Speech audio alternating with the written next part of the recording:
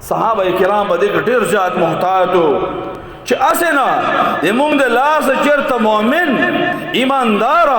د الله والا انسان هغه چې ته قتل شي هغه چې ته مړ نشي مونږ د لاس ورونو احتیاط د مؤمن وینا دا ډېر زیاته قیمت دا ډېر زیاته که د مؤمن وینا چا او به وا نو دا انسان به خیر شي دا انسان به خیر شي د لاس د خیر کارونه واخستل شي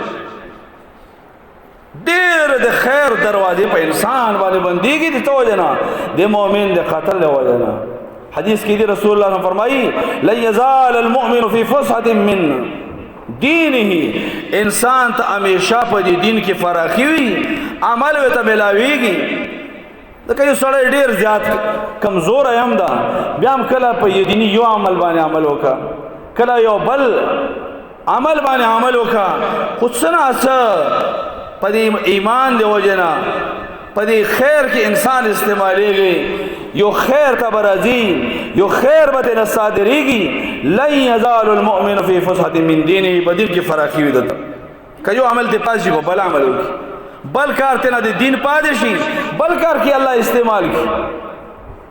خود څنګه دین باندې به روان وي تر مرګ پورې دته فراخي ملاويږي تر دې پورې چې د لاس وینه وبېږي